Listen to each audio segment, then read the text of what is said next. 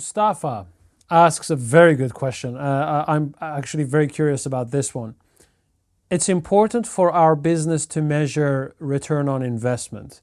How can we measure the effectiveness of our efforts in selling through unselling? Oh, God, one of my dearest topics. You know what? I mean, there's many KPIs and they're really business dependent. But I would say one is overlooked and really hurts, particularly younger startups, etc., younger brands a lot. And that is profit, believe it or not, or at least profit margin. Okay. We all understand that at the beginning you're spending, you might burn more money than you make, but the willingness to pay and thus the premium price you can charge over the generic good in your market is a very important measure. It's if you have a very attractive gross margin, if you have a significant premium, and it's clear that people are willing to pay for it because you're seeing growth, then to me, that is a very important and healthy measure financially that you're doing the right thing. VCs, in their desperation to find investment, have pumped more money into brands than is good for them, because then they take the habits of mass brands and pay for campaigns and celebrity, etc., which in fact pulls them down. Yeah, and perhaps one word on performance marketing, because this goes obviously into a performance marketing direction. There is this assumption or illusion that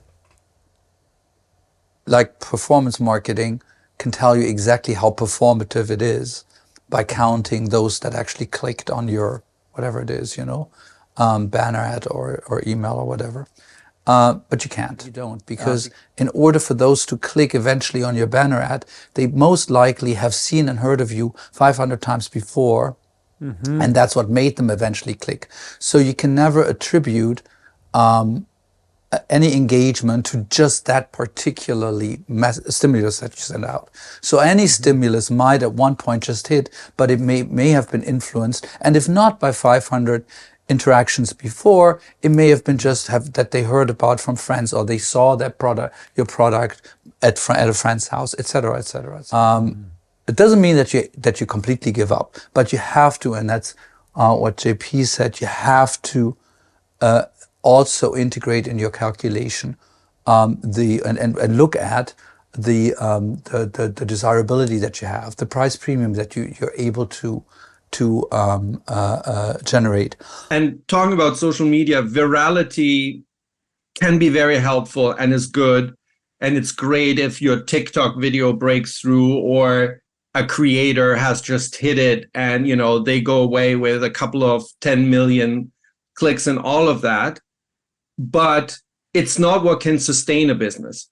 So it's great to have it, and you can apply your skills by being desirable to actually have a whole string of hits like that.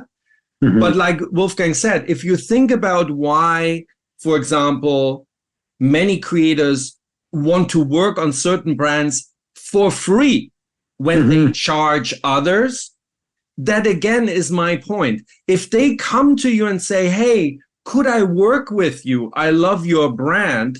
That is nirvana, because it means the meaningfulness of your brand has gotten all the way through to them. Most of the points that we have discussed so far, and you also talk about in the book, are so closely related to how a brand is perceived that it almost becomes, apart from measuring, for example, profit or demand in sales, that it's very difficult to measure how people perceive you, because it's linked to so many factors. When did they see you? How did they feel when they see you?